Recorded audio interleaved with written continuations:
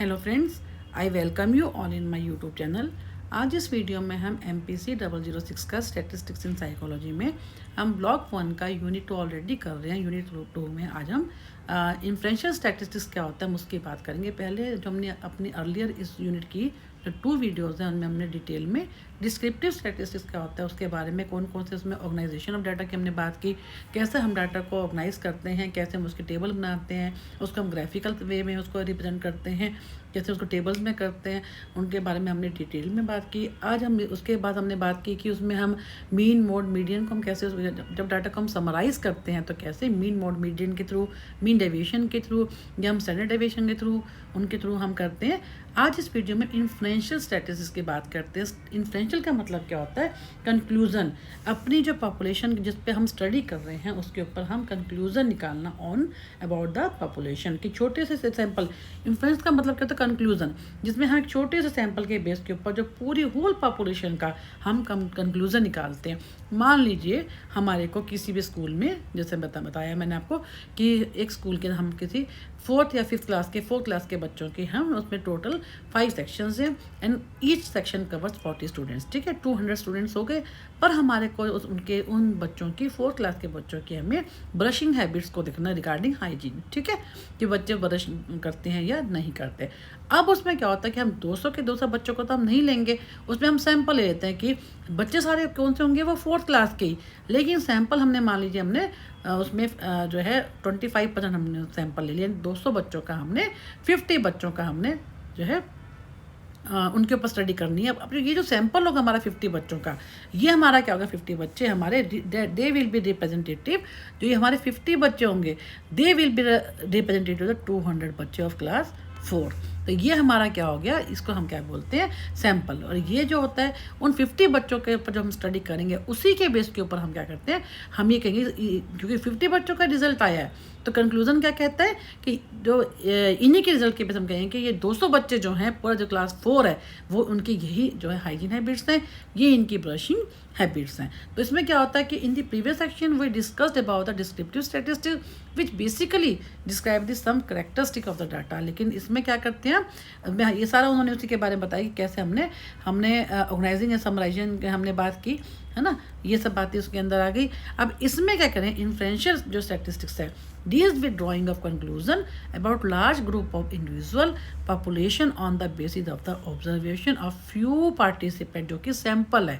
जैसे मैंने आपको बताया few में कितने हो जाएंगे हमारे, हमने 50 बच्चों का सैंपल लिया और होल पॉपुलेशन कितनी है, 200 बच्चे जो कि क्लास 4 में हैं। तो it provides the tools to compute the probabilities of future behaviour of the, उसी के बेस में ये बच्चे ऐसे हैं तो उनके बेस में हम अपनी फ्यूचर प्रेडिक्शन भी हम करेंगे। तो अब इसमें क्या होता है, 2 टाइप्स ऑफ इन्फ्लुएंशियल प्रोसीजर्स। कौन कौन से, एक तो होता है एस्टिमेशन, एक होता है हाइपोथेसिस टेस्टिंग। एस्टिमेशन क्या होता है, एस्टिमेशन को हम कहते हैं जिसमें हमारा पहले से कोई एस्टिमेट चल रहा है, पहले से कोई स्टडीज़ चल रही हैं, पहले से जो हमारे पास डाटा है उसी के बेस के ऊपर हम क्या करते हैं, उसका प्रेडिक्ट कर देते हैं, उसका एस्टिमेट उसी के पे हम कंक्लूड कर देते हैं। जैसे मान लीजिए यहाँ पे कहीं पे इलेक्शन चल रहे होते हैं, ठीक है, हमें पता है कि पिछले इतने सालों से ये ट्रेंड चला आ रहा है, तो हम उसी के बेस पे कह देंगे कि हम अपना इन्फ्लुएंस निकाल देंगे कि ऐसा ही हो, पहले ऐसा हुआ था तो अब भी ऐसा ही होगा। तो influence is made about the population characteristics on the basis of what is discovered already, और डिस्कवर्ड हो चुका है about the sample. And there may be sampling variations because of the chance, क्योंकि अभी चांस फ्लक्चुएशन क्या होती है कि बाई चांस अगर कुछ चेंजेस आते हैं, बाई चांस भी हो जाते हैं, वो हम इसके बारे में आगे पढ़ेंगे कैसे हम जो है कॉन्फिडेंस इंटरवल को लेते हैं, 5% पे लेते हैं, 0.5 पे लेते हैं, 0.1 पे लेते हैं। तो उसमें क्या होता है कि वेरिएशन इन सैम्पलिंग टेक्निक, कई बार हमारी जो सैम्पलिंग टेक्निक्स है वो उनमें डिफरेंस आ जाता है, सैम्पलिंग एरर हो जाती हैं। तो इस कारण से जो भी हम कहते हैं कुछ वेरिएशन आती है तो वो क्या होती है, जो ड्यू टू चांस फैक्टर्स है या हमारी सैम्पलिंग टेक्निक के फ़र्क आता है या कहीं ना कहीं सैम्पलिंग एरर हो जाती है। तो बेसिकली हम क्या कहते हैं कि ऐसा जो एस्टिमेशन क्या होता है जो कि पहले के बेस के ऊपर जो ऑलरेडी हो चुका है उनके बेस पे इन्फ्लुएंस निकालना, that will call the estimator और एस्टिमेशन। अब कैरेक्टरिस्टिक्स क्या होते हैं गुड एस्टिमेटर की, कि क्या होता है, ये अनबायस होना चाहिए, कंसिस्टेंट होना चाहिए एंड ये एक्यूरेट होना चाहिए। अनबायस का मतलब क्या है कि इसमें जो है, जो भी हम इंफॉर्मेशन देंगे वो अनबायस होनी चाहिए। यानी इसमें हम क्या है कि an unbiased estimate is one in which we were to obtain an infinite number of random sample of a certain size, the mean of statistics would be equal to the parameter। अभी आपको मैं इसको explain करती हूँ। Sample mean is an unbiased estimate, यानी अब देखो ये इस लाइन में है कि हमारी जो पूरी पॉपुलेशन है वो हमारी क्या होती है, पॉपुलेशन को क्या बोलते हैं, म्यू, म्यू के नाम से इसको, ये जो है ना इसको हम बोलते हैं म्यू, ठीक है। अब ये और मीन क्या होता है, जो हमने अभी ऊपर किया है कि सैम्पल मीन जो हमने एवरेज निकाली है। तो ये हम जो कि जैसे मैंने आपको बताया कि 200 बच्चे हैं, ये हमारा क्या हो गया, म्यू, ठीक है। अब उसमें ऐसे मैंने 50 बच्चों के ऊपर स्टडी की है, तो वो हमारे क्या हो गए, ये एक्स, कि हम ये एक सैम्पल हो गया हमारा इसका। अब उसमें वो कह रहे हैं कि जो हमारा जो एस्टिमेटर आता है वो हमारा जो होता है सैंपल का, वो हमारी पूरी पॉपुलेशन जो हमने बात की उसका अनबायस्ड होना चाहिए। कहीं पे भी हमारे को जो रैंडम सैम्पलिंग करनी है वो हमारे को कहीं पे भी जो हम बच्चे सेलेक्ट कर रहे हैं, हमें जैसे मैंने बताया कि चार सेक्शंस के बच्चों को हमें यूनिक कि एक सेक्शन के बच्चे पूरे ले लिए, नहीं, अगर 4 सेक्शन में 50-50 बच्चे और हमने टोटल 50 बच्चों के पास स्टडी करनी है, देन हम क्या करेंगे, रैंडम सैम्पलिंग करेंगे कि हर सेक्शन में से हमारे को कितने कितने बच्चे लेने, उसके हिसाब से हम उनको डिवाइड करेंगे with the help of random sampling. तो ये जो कह रहे हैं कि if we look at the possible random sample of size n from a population, then mean of sample would be equal to mu. यानी जो हम सैंपल ले रहे हैं उसका जो मीन आएगा वो भी किसके बराबर होगा, जो पॉपुलेशन का जो म्यू आ रहा है उसके मीन के बराबर होगा।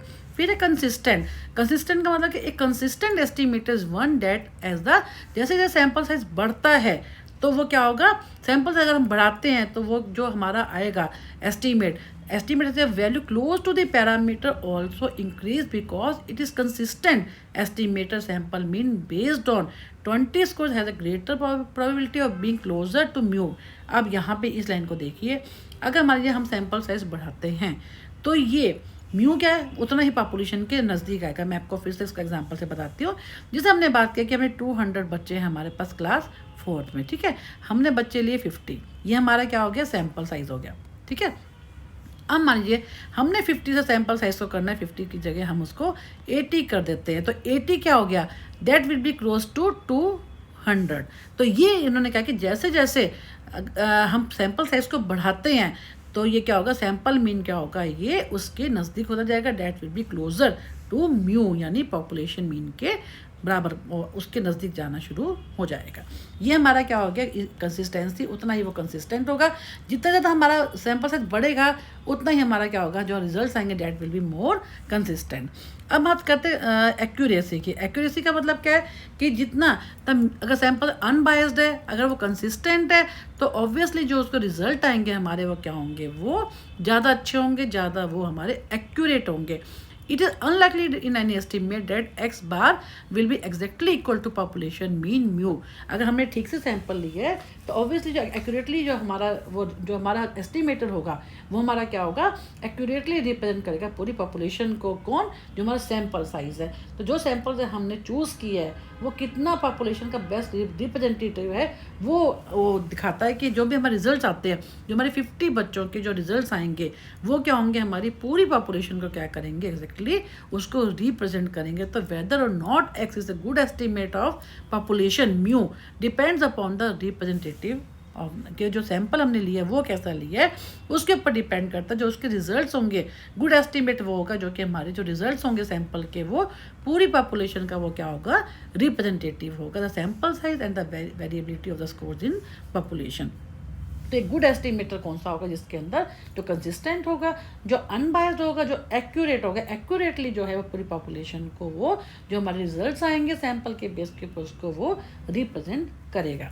फिर बात करते हैं पॉइंट एस्टिमेशन की। पॉइंट एस्टिमेशन में हमने क्या किया, जैसे हमने कहा कि सैंपल से जो हमने मीन निकाला वो अनबायस्ड भी है और कंसिस्टेंट भी है और एक्यूरेट भी है, ठीक है। अब क्या करते हैं कि इसमें हम क्या करते हैं कि जो है पॉइंट एस्टिमेशन में एक सिंगल पॉइंट के ऊपर जो भी हम वैल्यू हमने सैंपल से निकाली है, एग्जैक्टली वही वैल्यू जो हम क्या कहते हैं, उसी पॉइंट के ऊपर वही वैल्यू जो होती है हमारी पॉपुलेशन मीन की भी होनी चाहिए। यानी पॉइंट एस्टिमेशन मतलब कि एक्स बार जो हमारा सैंपल है उसके बराबर ही हमारा क्या होना चाहिए, हमारी पूरी पॉपुलेशन की वैल्यू भी होनी चाहिए। क्यों?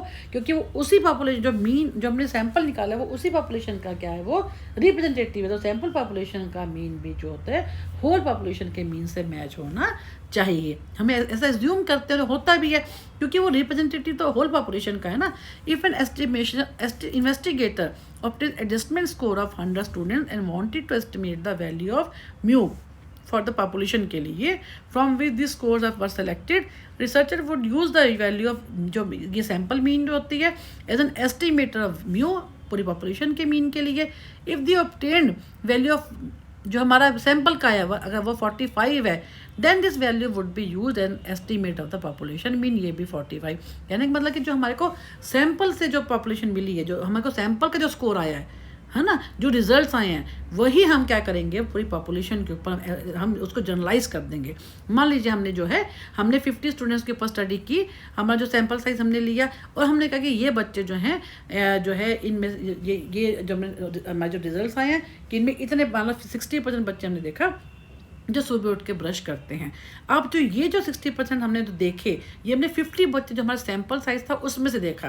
तो अब उसके लिए हम जब रिजल्ट निकालेंगे तो हम क्या कहेंगे, पूरी क्लास 4 के बच्चे जो हैं उनमें 60% बच्चे ऐसे हैं जो कि सुबह उठकर ब्रशिंग करते हैं। हम जो कहने का मतलब है कि जो स्टडी होती है वो सैंपल के बेस पे होती हैं, और जो सैंपल के बेस पे होती है तो जो सैंपल के जो रिजल्ट आते हैं that are all applicable to the whole population. तो अब है इंटरवल एस्टिमेशन। इंटरवल में क्या होता है, शोज जिसमें क्या होता है रिसर्चर का वो लेवल ऑफ कॉन्फिडेंस देखता है, उसमें इंटरवल बनाता है। उसमें क्या कहता है कि हम एक तो हम सिंपल एक्यूरेसी हम सिर्फ 1 2 3 4 करते हैं, एक हम क्या करते हैं उसमें इंटरवल बना देते हैं जिनमें लिमिट्स बनाए जाते हैं 30 to 40, 40 to 50, जैसे हम कहते हैं कि 10 to 20। उसमें क्या होता है कि एक रेंज आ जाती है हमारे पास, उस रेंज में कुछ भी हमारा जो होता है उसमें मोर एक्यूरेसी के लिए हम ऐसा करते हैं जिसमें a point estimate of the population mean almost is assurance of being an error. क्योंकि हम जब एक पूरी पॉपुलेशन की बात करते हैं कहीं ना कहीं हमारे को इसमें एरर होने के चांसेस होते हैं। तो उसके लिए हम क्या करते हैं, क्योंकि वो जो हम जो ये कहते हैं कि पूरी पॉपुलेशन का जो मीन है वो कैसे उसके बराबर आ सकता है एक छोटे सैंपल के, तो इसमें हम क्या करते हैं क्योंकि हमने जैसे मैंने भी बताया कि हमने पूरे बता दिए कि 4 क्लास के बच्चे, क्योंकि हमारे सैंपल पे आया कि 60% बच्चे ऐसे हैं जो कि ब्रशिंग करते हैं सुबह उठकर। तो हमने कह दिया कि पूरी क्लास 4 के बच्चे जो है सुबह उठकर जो है 60% बच्चे ऐसे हैं जो कि क्लास 4 के ऐसे हैं जो सुबह उठ के ब्रश करते हैं। कहते हैं कि कहीं ना कहीं इसके अंदर एरर होने के चांसेस रहते हैं। तो हम रेंज बना देते हैं जिसके अंदर हम क्या करते हैं इतने से इतने बच्चे ये, या हम जैसे हमने मान लो 50 बच्चे लिए तो 50 बच्चों में हमने क्या किया उसमें रेंज बना दी। रेंज के अंदर हमने क्या क्या कहा कि मान लीजिए कि इतने बॉयज़ हैं इतनी गर्ल्स हैं, या हमने एक जो है उनके स्कोर आए हमारे उसमें हमने कह दिया कि एक रेंज बना करके इतने to gain confidence about the accuracy of this estimate वो में ऑल्सो कंस्ट्रक्टेड इंटरवल बना लेते हैं स्कोर्स का कि इतने से इतने, जैसे हमने बताया कि 40 to 50 स्कोर इतने बच्चों का है, 60 to जो है 70 इतने बच्चों का है, 80 to 90। अब ये स्कोर में हमारे को एक्यूरेट हो जाता है कि जो इस रेंज में बच्चे आएंगे वो उनके बारे में हमारे को एक्यूरेट फिगर हमारे को मिल जाएगी। तो इसमें क्या होता है हम एरर को कम करने के लिए क्या करते हैं to gain confidence about the accuracy of this estimate we may also consider interval of the score that is expected the value of the population. अब इसके बेस पर जो हमारे को स्कोर मिलेंगे वो हमारे क्या होगा पॉपुलेशन मीन के बराबर आ जाएंगे। तो इसमें क्या होता है हम इंटरवल बना लेते हैं, सच इंटरवल्स और कॉल दी कॉन्फिडेंस इंटरवल, जो मैंने अभी आपको बताया कि ऐसे ऐसे करके हम बना लेते हैं। 40 से 50 बना दिया है ना, 50 से हमने 60 बना दिया, 60 से 7 जो आप कुछ भी just we are giving an example, आप इसमें कुछ भी कर सकते हैं अपनी सुविधा के हिसाब से अपनी कन्वीनियंस के हिसाब से। तो एक confidence interval is range of scores that is expected to contain the value of mu. अब ये जो हमने बताया जो हम रेंज बना दी इसमें हमने कॉन्फिडेंस इंटरवल बना दिया।